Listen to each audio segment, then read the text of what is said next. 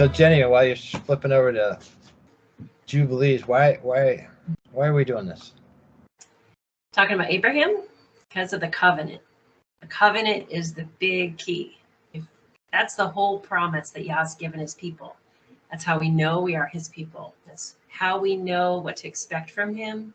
We get to follow his ways and know what we're supposed to do as his people.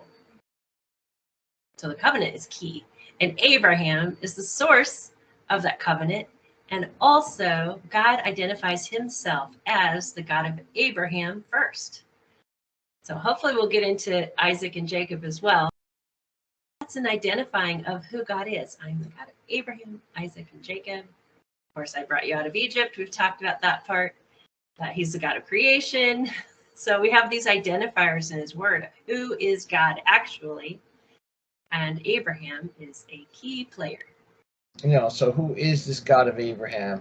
Why is he important? Because we keep hearing, as we read every single week, he goes to punish and he gets angry, but he stops. It sounds like he stops himself short, saying, because of the promise I made to your forefathers. So yes. I think it's important for us to know who the forefathers are and what were those promises that were made, because he is holding himself accountable to those promises. Right? Yes, he is. Yep. So the punishment that comes down through time is that if you do this, I do that kind of thing. Right. Is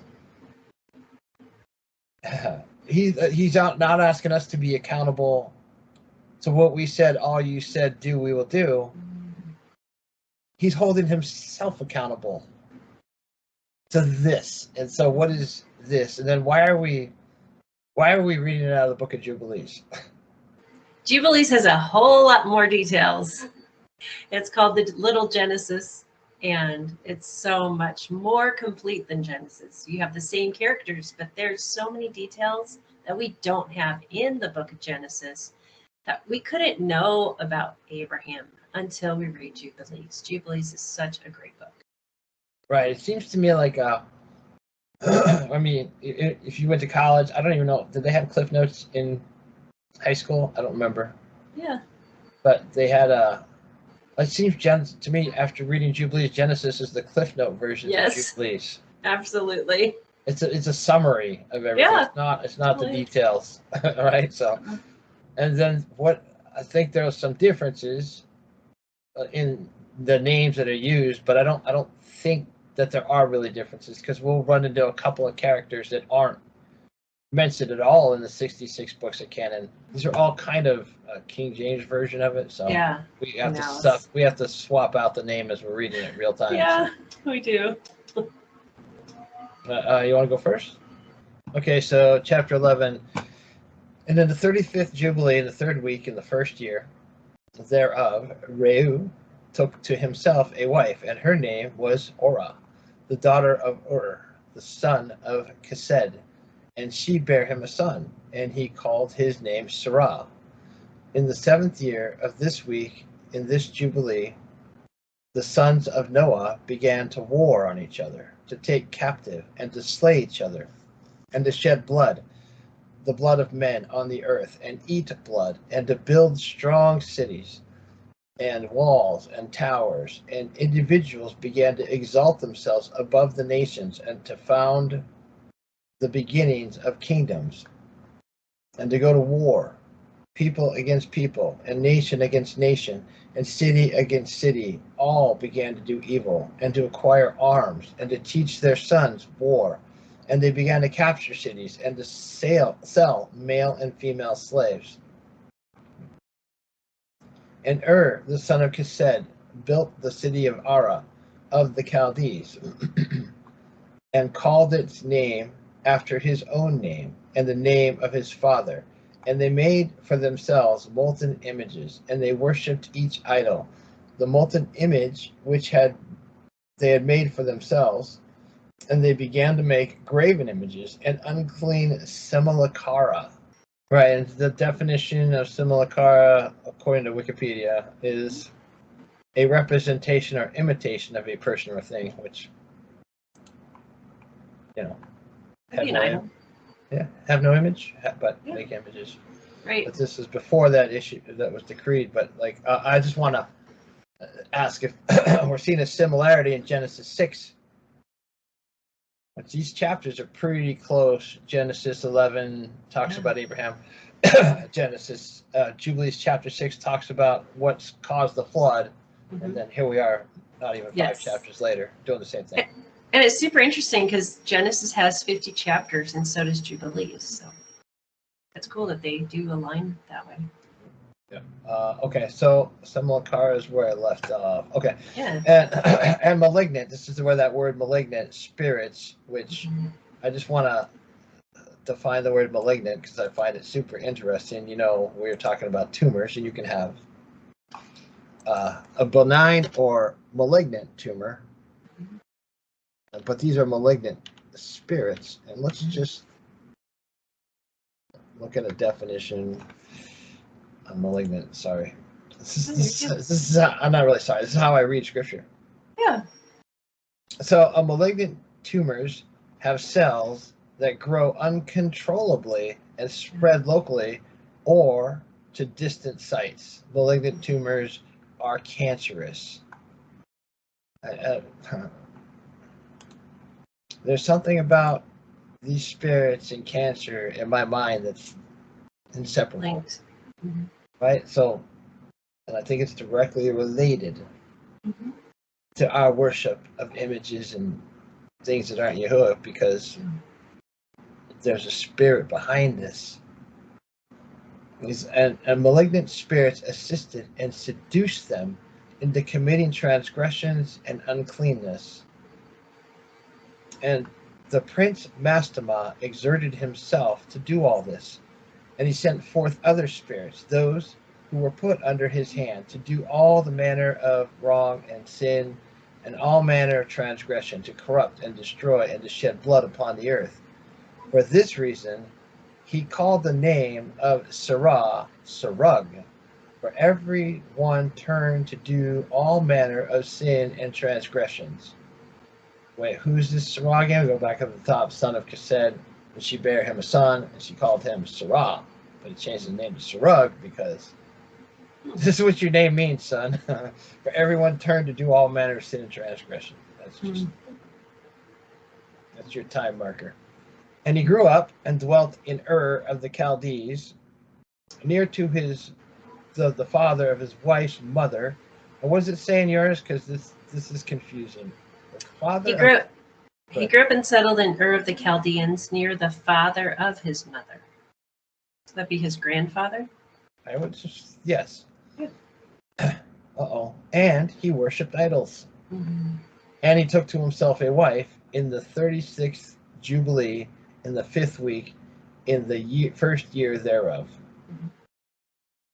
And her name was Melka, the daughter of Kabir, the daughter of his father's brother. So daughter's uncle. Right? Yep. Does it say uncle there? No, I have daughter of his father's brother, but that would be his uncle. So his cousin. He married his cousin. Yes. And she bare him Nahor in the first year of this week. And he grew and dwelt in Ur of the Chaldees, and his father taught him the researches of the Chaldees to divine and augur, Augur, which is another interesting word. I think when you're reading, it's fun to study. So I don't know if you know how, not you personally, but anybody watching this, if you're not that familiar with how computers work, maybe you are, I don't know.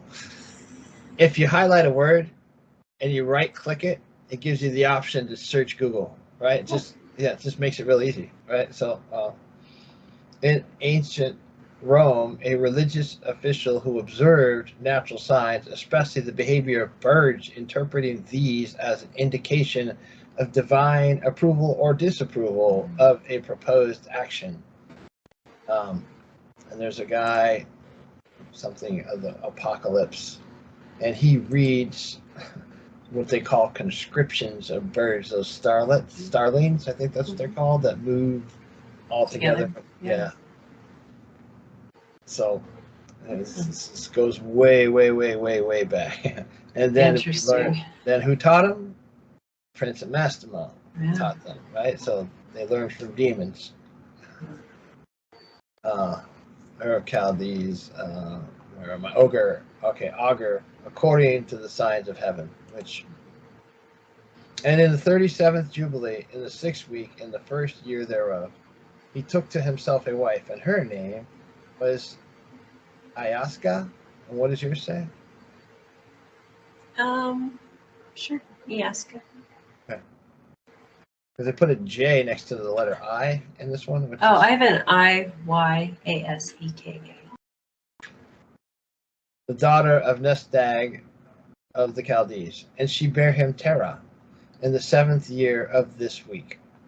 And the prince Mastema sent ravens and birds to devour the seed which was sown in the land. And the prince Mastema sent ravens and birds to devour the seeds which was sown in the land, in order to destroy the land and rob the children of men of their labor.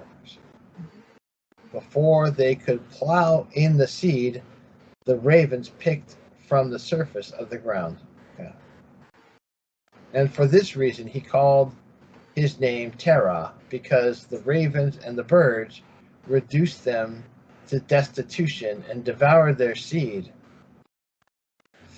And the years began to be barren, owing to the birds, and they devoured all the fruits of the trees from the trees. It was only with great effort that they could save a little of all the fruit of the earth in their days.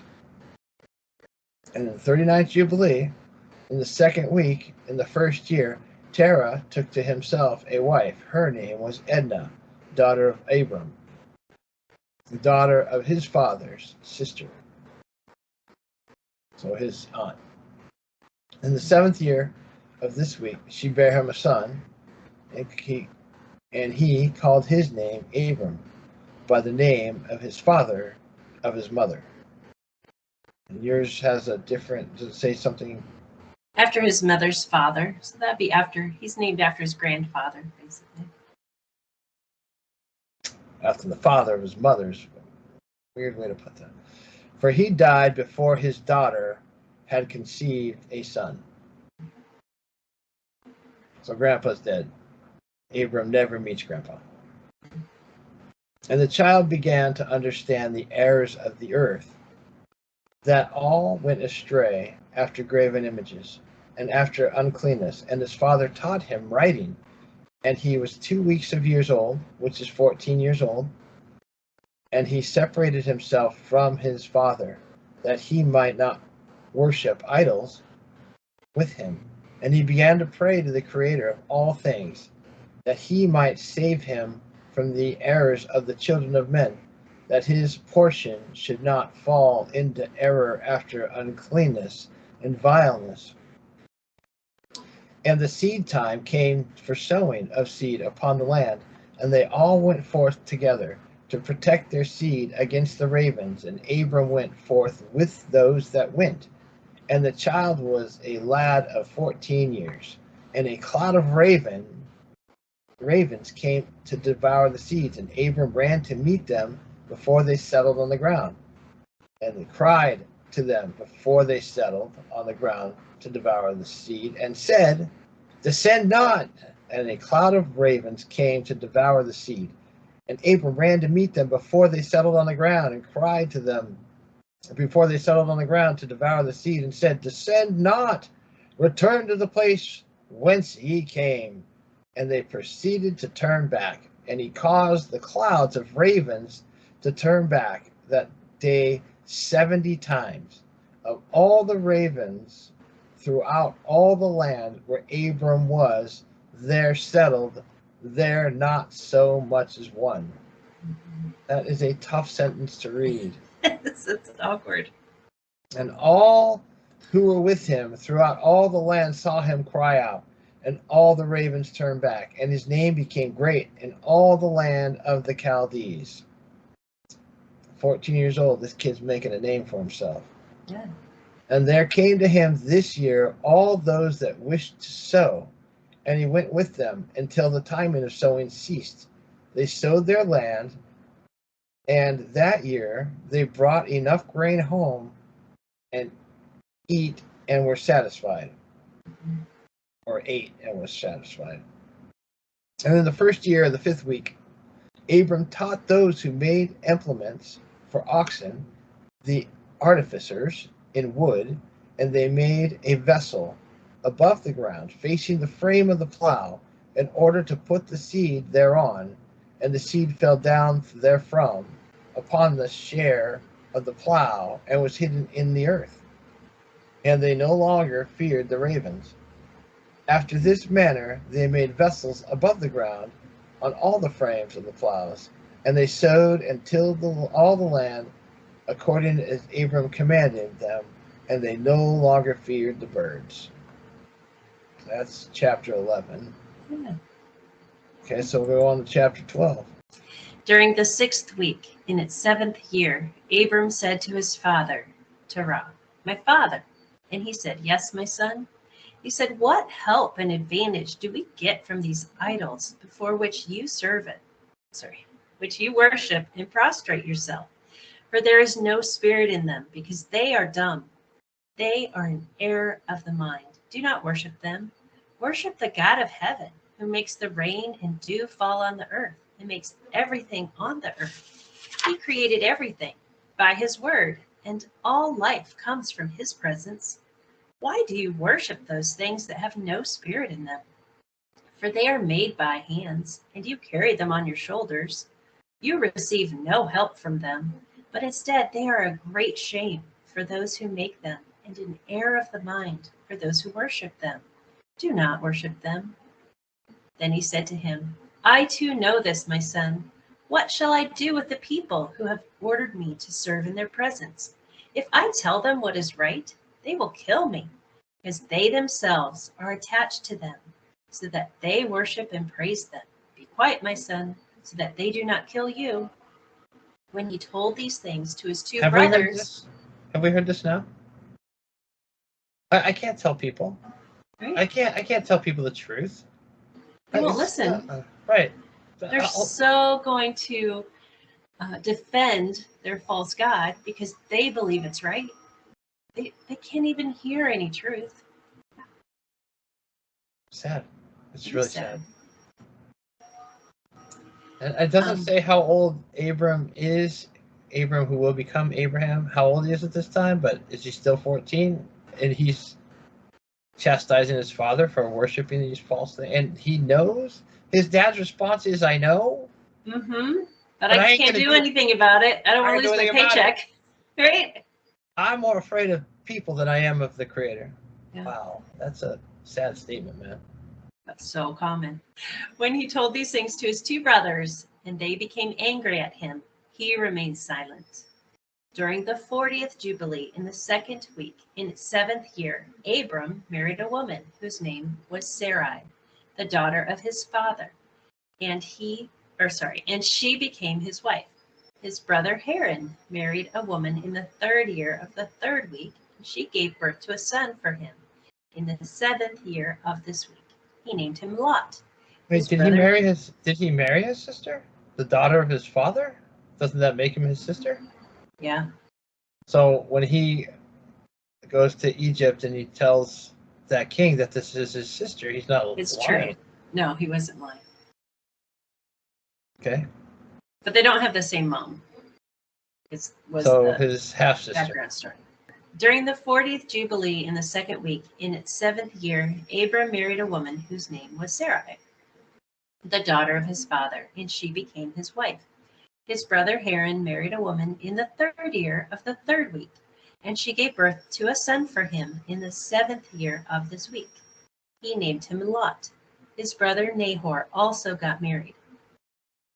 In the 60th year of Abram's life, which was the 4th week, in its 4th year, Abram got up at night and burned the temple of the idols.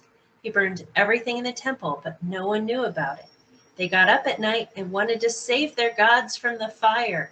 Haran dashed in to save them, but the fire raged over him. He was burned in the fire and died in Ur of the Chaldeans before his father Terah. They buried him in Ur of the Chaldeans. Then Terah left Ur of the Chaldeans, he and his sons, to go to the land of Lebanon and to the land of Canaan. He settled in Haran, and Abram lived with his father in Haran for 2 weeks of years. In the 6th week, during the 5th year, Abram sat at night at the beginning of the 7th month to observe the stars from evening to dawn. Before you go there, I'm going Yeah. to interrupt again. How do you not win the Darwin Award right there? Like you run into the fire and lose your life to save your gods? Yeah. That's just... And because he died in that fire, which Abram had started to destroy those idols specifically, you kind of get why Abram is so responsible for Lot. Because his brother died in this fire, his son is surviving him, and so I'm going to take care of my nephew. Like that's really important to me because I want my brother's lineage to continue, and that was very important. So him overseeing Lot is super like, oh, this makes so much more sense than the Genesis story. But it kind of makes sense too because I mean it doesn't really say here, but I don't imagine your brother getting killed by a fire you set has got to be messing with you a little bit, you know. I mean, it's a righteous anger to do, right? He's right to do it. Yes, right. And he had already warned his brother that these are just idols. You know, don't give them any importance. And here his brother instead chose to risk his life to save those idols. So, I mean, it really is on himself. But I see how Abram is so responsible for Lot because he wants his brother's line to continue. So he really helped Lot be prosperous and really, you know, looked after him, took him into the which when land. Lot is taken into captivity later on, like when I read Genesis, I didn't fully understand the source of this relationship, but yeah, I get it now when I read it. It's like, okay. But that information isn't available in Genesis, so no. It's the Cliff Notes. So. Yes. So in the 6th week during the 5th year, Abram sat at night at the beginning of the 7th month to observe the stars from evening to dawn in order to see what would the character of the year with respect to the rains. He was sitting and observing by himself. A voice came to his mind and he said, all the signs of the stars and the signs of the moon and the sun, all are under the Lord's control. Why should I be investigating them? If he wishes, he will make it rain in the morning and evening. If he wishes, he will not make it fall. Everything is under his control. That night he prayed and said, my God, God most high, you alone are God. You have created everything. Everything that was and has been is the product of your hands. You and your lordship I have chosen. Save me from the power of the evil spirits who rule the thoughts of people's minds. May they not mislead me from following you, my God. Do establish me and my posterity forever. May we not go astray from now until eternity. Then he said, shall I return Wait, we can't just blow by that. We have to say something about that. That's like I wasn't sure if it was done. What's that? Oh, okay. Not that you were going to blow by it, but But how cool that he identifies who God is, and he's like, you're my God, and I know there's nothing else. Right, and then there's this form of repentance, like he's correcting himself. He's saying, wait, why am I looking at this stuff? Like, if you decide it's not going to rain, it's not going to rain. Like, it doesn't matter what these so-called signs are. Right? So, like, he gets it, but it doesn't seem like Yahuwah's not holding against him for doing that. Right? He corrects it. He makes a correction. Yes. So Abraham right. is so good at that because he realized young, oh, these people are going, like, what are they worshiping? These idols are nothings, right? And then he knows who the creator is, and he's admonishing his own father right? His own brothers. You guys, this creator is so much better than your idols. They are nothing. Right. And if And you then- remember, like the chapter 11 started off with these sons of Noah started the war with each other. So how far from Noah is it to when Abraham's a young guy, right? This information has still been passed down, that he would know that. Like these guys, Noah, Shem, Japheth, and Ham, all knew Methuselah? Methuselah passes away and then the floods come. Yeah. Right? So, and Methuselah was, no, Enoch was seventh from Adam, right? Or was that Noah? They're not that. I believe What I'm saying Enoch. is, right. So these people with their really long lives, really, Yeah. I mean, we're not that far. They almost overlap. Right. Yeah. Right. We're not that far from Eden. So this young dude figures it out. How come nobody else could? Right? Like he didn't have special information. Mhm. He just made a decision, man. Well, he was observing the people, and he's like, wait a minute, these idols aren't helping them. I've got to go chase the birds away myself. Like, these idols are nothing. Yeah. I mean, this is really, really good stuff with a very observant young man. He's not young at this point, but he's also. So I wanted to also make the point that he makes this self-correction, but Yes. there's no blood of Jesus required to repent, is what I'm saying. Oh, okay. No. Right? You don't have to teshuvah. Just teshuvah where you are, man. You don't. Yes.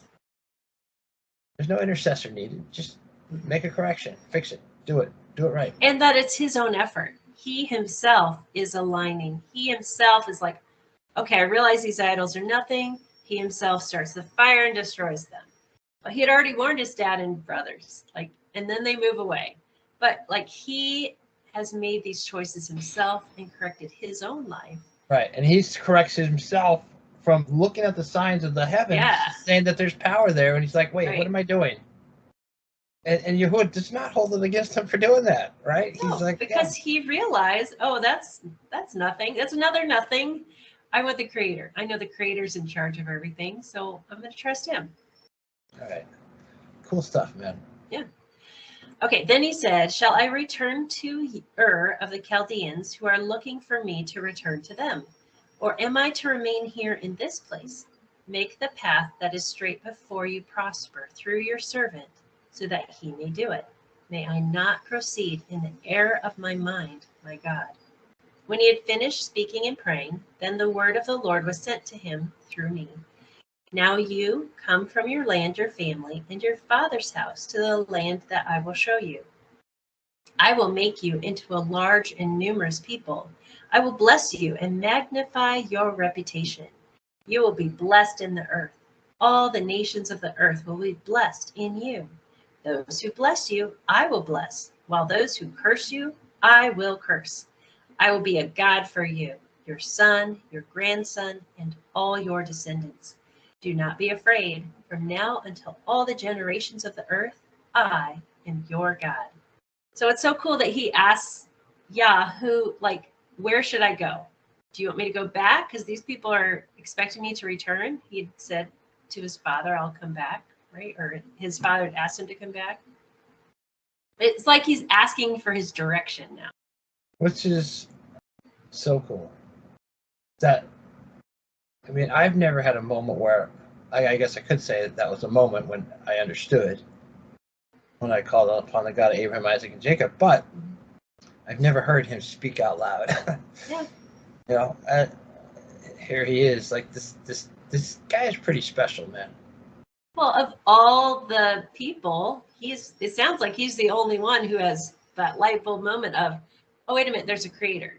Oh, wait a minute, everybody else around me is worshiping idols, and I know that's worthless.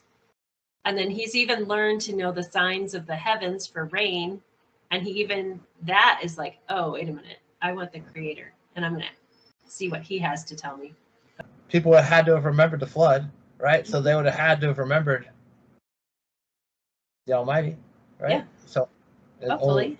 only one person. I don't know. It sounds just like this one. I don't know. Then the Lord God said to me, open his mouth and his ears to hear and speak with his tongue in the revealed language. For from the day of the collapse, it had disappeared from the mouths of all humanity. That collapse that they're talking about is the Tower of Babel. I opened his mouth, ears, and lips, and began to speak Hebrew with him in the language of creation. He took his father's books, they were written in Hebrew, and copied them. From that time, he began to study them. While I was telling him everything that he was unable to understand, he studied them throughout the 6 rainy months. Now, I don't know if our today language of Hebrew is this language of Abraham that God revealed to him. I don't know. But it's so cool that God revealed and taught him. And he already had books, right, of information in that language for him to know. So in the 7th year of the 6th week, he spoke with his father and told him that he was leaving Haran to go to the land of Canaan to see it and return to him. His father Terah said to him, go in peace. May the eternal God make your way straight. May the Lord be with you and protect you from every evil, and may no person have power over you to harm you. Go in peace. If you see a land that in your view is a pleasant one in which to live, then come and take me with you. Take Lot, the son of your brother Haran, with you as your son. May the Lord be with you. Leave your brother Nahor with me until you return in peace. Then all of us together will go with you.